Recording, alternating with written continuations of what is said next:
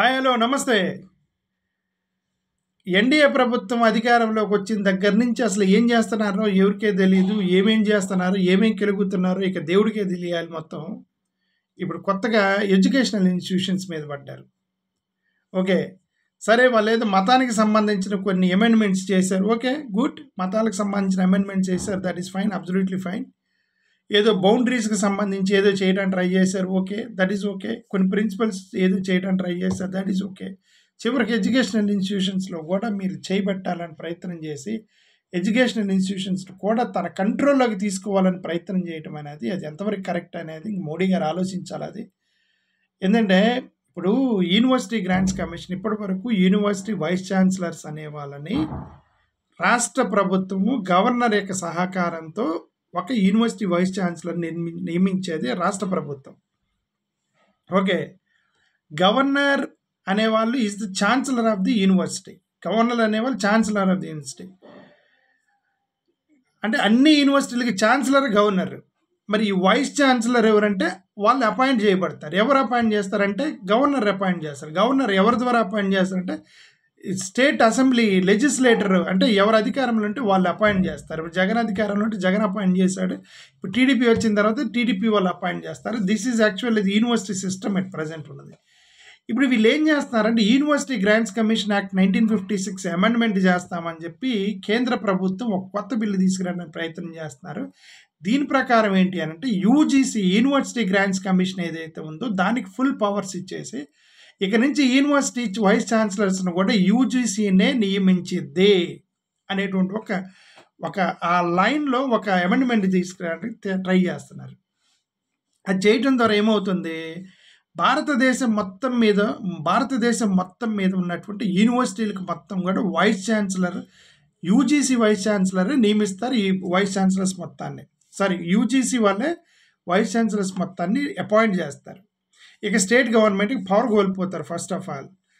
రెండోది ఇక్కడ గవర్నర్కి పవర్ పోతుంది. గవర్నర్కి సంబంధం లేదు, స్టేట్ గవర్నమెంట్కి సంబంధం లేదు. యూజీసీ అనేది యూనివర్సిటీ గ్రాంట్స్, ఈ యూజీసీ అనేది అన్ని యూనివర్సిటీలకు వైస్ ఛాన్సలర్ అపాయింట్ చేస్తారు. ఇప్పుడు అలాంటి బిల్లు పట్టుకొస్తున్నారు. అసలు యాక్చువల్గా ఈ 1956 యూనివర్సిటీ గ్రాంట్స్ కమిషన్ యాక్ట్ ఏదైతే ఉందో that is only meant for coordination and standardisation of education. That is only meant for promotion of university education. That is only meant for allocation of funds, meant for advisory role, information collection and regulation of fees. ఇంతవరకు దాని యొక్క role and responsibility of UGC at present. వాళ్ళు ఏం ఇప్పుడు ఏంది, వాళ్ళు యాక్చువల్గా ఈ యూనివర్సిటీ వైస్ ఛాన్సలర్ని అపాయింట్మెంట్ చేయడం వాళ్ళ జ్యూరిస్డిక్షన్కి ఎంతగా రాదు. ఓకే, ఫెడరల్ సిస్టంలో రాష్ట్రాలకు అధికారాలు ఉంటాయి. యూజీసీ కూడా ఫెడరల్ సిస్టంలోనే ఉంది ఇప్పటి వరకు.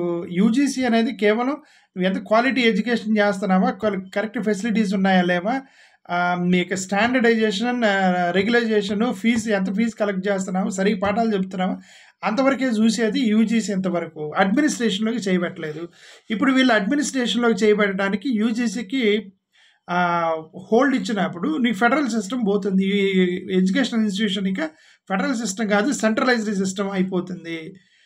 దానికి ఇంక లెజిస్లేటివ్ రాష్ట్రాలు అధికారం కోల్పోతారు. ఓకే, నేను గతం నుంచే మొత్తుకుంటున్నాను ఏంటంటే అసలు అదే నేను చెప్తున్నాను. ఇప్పుడు వాళ్ళు మొన్నటి వరకు 1 నేషన్ అండ్ 1 ఎలక్షన్ అన్నారు. ఆ తర్వాత 1 నేషన్ అండ్ 1 యూజీసీ అంటున్నారు. ఇప్పుడు ఆ తర్వాత 1 నేషన్ అండ్ 1 భాష అంటారు. ఆ తర్వాత 1 నేషన్ అండ్ 1 మతం అంటారు. ఆ తర్వాత 1 నేషన్ అండ్ 1 మతం అని. అదే అమెరికాలో కనుక ట్రంప్ పేరు మారుమోగిపోయినట్టు ఇక్కడ ప్రధానమంత్రి పేరు మారుమోగిపోవాలి. కానీ రైట్, ఈ ముఖ్యమంత్రులు ఏంటి, ఆఫ్టర్ ఆల్ ముఖ్యమంత్రులు ఏంటి వీళ్ళు అనేటువంటి ఒక ఐడియాలజీలోకి తేలిపోతున్నారు. వీళ్ళు ముఖ్యమంత్రిని డౌన్ చేయడానికి, లోకల్ నాయకుడిని డౌన్ చేయడానికి ప్రయత్నం జరుగుతుందేమో అని నా అనుమానం. ఓకే, ఇప్పుడు యూనివర్సిటీ గ్రాంట్స్ కమిషన్ అనేవాళ్ళు భారతదేశం అనేది అనేక రాష్ట్రాల్లో రకరకాల భాషలు, రకరకాల కల్చర్స్, రకరకాల ప్రాంతాలు ఉన్నాయి. భారతదేశం అమెరికా ఉందనుకోండి, అమెరికాలో ట్రంప్ ఒక సెంట్రలైజ్డ్ పవర్ తీసుకొని చేస్తారు. ఎందుకు మొత్తం ఇంగ్లీషే మాట్లాడతారు అక్కడ, వేరే భాష మొత్తం కదా. మొత్తం పాపులేషన్ ఎంత ఉంది తిప్పి కొడితే మన ఆంధ్రప్రదేశ్ రాష్ట్రం అంత పాపులేషన్ ఉంటుంది. అది అమెరికా మొత్తం కలిపితే ఆంధ్రప్రదేశ్ ప్రజలు ఎంతమంది ఉన్నారు అంతమంది ఉన్నారు అమెరికాలో. మోరోవర్ అందరూ ఇంగ్లీష్ మాట్లాడతారు, సింగిల్ లాంగ్వేజ్ మాట్లాడుతున్నారు. చిన్న దేశం అది, విస్తీర్ణంలో భారతదేశం కంటే పెద్దది, అంటే ఏరియా వైజ్ భారతదేశం కంటే పెద్దది. బట్ జనాలు ఉంది మన ఆంధ్రప్రదేశ్ అంతమంది ఉన్నారు అమెరికాలో, కాబట్టి సరిపోయింది. మన జనాభా ఎంత, 150 కోట్ల మంది జనాభా. 150 కోట్ల మంది జనాభాలో ఇప్పుడు తమిళ్ ఉంది, ఆంధ్రప్రదేశ్ తెలుగు ఉన్నారు, రకరకాల భాషలు ఉన్నాయి. యూనివర్సిటీ లెవెల్లో ఇంగ్లీష్లో టీచ్ చేస్తారు, యూనివర్సిటీ లెవెల్లో ఇంగ్లీష్లో టీచ్ చేస్తారు. ఓకే, ఇంగ్లీష్లో టీచ్ చేసినప్పటికీ అక్కడ లోకల్గా ఈ యొక్క తెలుగు మాటలు, ఇప్పుడు మన ఆంధ్రప్రదేశ్ నాగార్జున యూనివర్సిటీ, విశాఖపట్నం యూనివర్సిటీ, ఇక్కడ వీళ్ళంతా కూడా ఇంగ్లీష్లోనే టీచ్ చేస్తారండి యూనివర్సిటీలో. బట్ అంత గ్రామీణ ప్రాంతాల్లో పీజీ లెవెల్లో పోయి యూనివర్సిటీలో చేరేదని ఆ పాఠాలు మాత్రం ఇంగ్లీష్లో, మిగతా అంత తెలుగులో మాట్లాడుకుంటారు. అంత లోకల్ కల్చరే కదా. అలాగే తమిళనాడు ఉంది, తమిళనాడులో లోకల్ కల్చరే కదా. కర్ణాటకలో కర్ణాటక కల్చరే కదా. ఒరిస్సా యూనివర్సిటీకి వెళ్తే అది ఒరిస్సా కల్చరే కదా. యూనివర్సిటీలో ఉండేది లోకల్ కల్చరే ఉండేది. ఆ లోకల్ యూనివర్సిటీ వైస్ ఛాన్సలర్ని వాళ్ళు రాష్ట్ర ప్రభుత్వం నియమించేది. ఆ లోకల్ వాడికి ఎలా చెప్తే అర్థమైంది, ఎలా పాఠాలు చెప్తే అర్థమైంది, ఎలా రిసీవ్ చేసుకుంటారు, వాడి స్టాండర్డ్ ఎంత, మన కల్చర్లోకి వెళ్ళిపోయి కొంచెం ఏదో వాళ్ళ తిప్పల వాళ్ళ బట్టి ఆ యూనివర్సిటీని మేనేజ్ చేసేవాడు వైస్ ఛాన్సలర్, లోకల్ వాడు కాబట్టి. ఇప్పుడు వీళ్ళు యూజీసీ లెవెల్లోకి దాన్ని తీసుకొని దేశం మొత్తం మీద మార్చేస్తే ఇక లోకల్ ఇదంతా ఒకటేనండి. నేను గతం నుంచే చెబుతున్నాను కదా, నా ఐడియాలజీ మాత్రం, నా అభిప్రాయం చాలా కడాగండికి చాలాసార్లు చెప్పాను, మళ్ళీ ఇంకొకసారి చెప్తున్నాను. ఇదంతా కూడా ఇదేంటంటే దేశం మొత్తాన్ని ఒక యూనిటీలోకి తీసుకురావడం అనేది, యూనిటీ వేరు, ఒక సింగిల్ కంట్రోల్ వేరు. యూనిటీ అంటే మనం ఇప్పటికే అందరూ యూనిటీలోనే ఉన్నాం. భారత రాజ్యాంగం అనేది అందరిని యునైట్ చేసింది.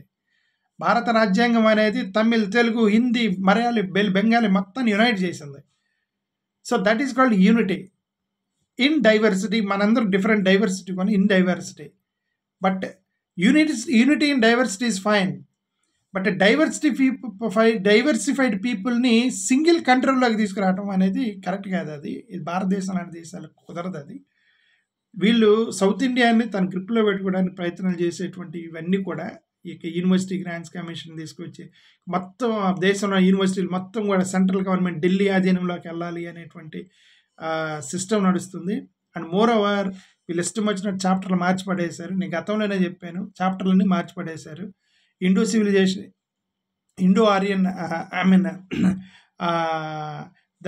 ద్రవిడియన్ ఏదైతే ఉందో, what you say that, Indo Aryan civilization ఎత్తేసారు. దాన్ని ఇండస్ వ్యాలీ సివిలైజేషన్ ఎత్తేసారు. హరప్పా నాగరికత గురించి ఎత్తేసారు. చాప్టర్స్ చెప్పట్లేదు. మొఘల్ చక్రవర్తి గురించి చెప్పట్లేదు.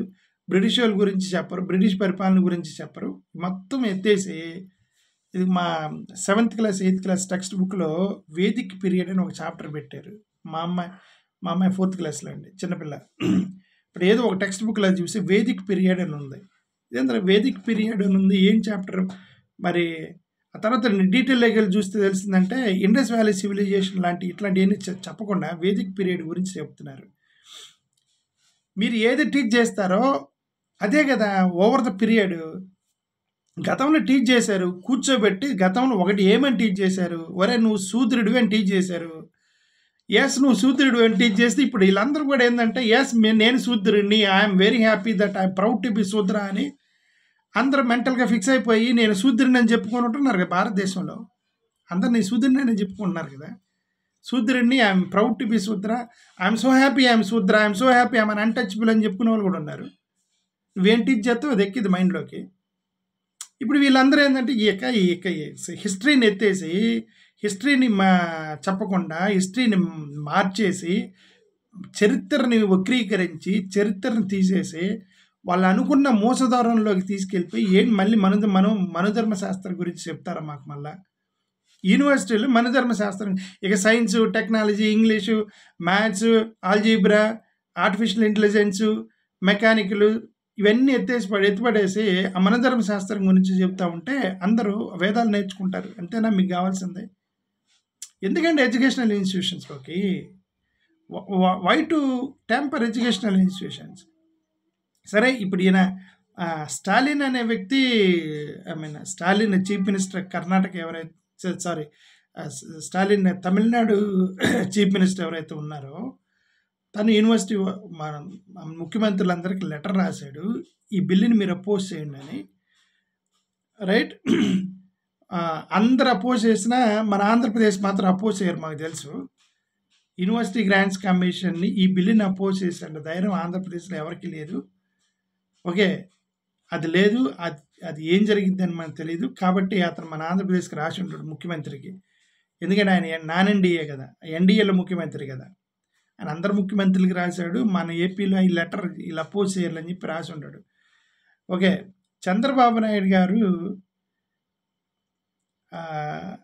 మీరు చెప్పడం కూడా వేస్ట్. ఆయన ఎన్డీఏలో ఉండి దీన్ని అపోజ్ చేస్తారని మేమైతే అనుకోవట్లేదు. మీరు దేన్నైనా సరే మీరు ధ్వంసం చేయొచ్చు, కానీ విద్యని, విజ్ఞానాన్ని, చరిత్రని, సైన్స్ అండ్ టెక్నాలజీని, విజ్ఞానాన్ని మనం ధ్వంసం చేయకూడదు. అది ధ్వంసం చేసిన రోజు మన ఉనికికే ప్రమాదం. Thank you.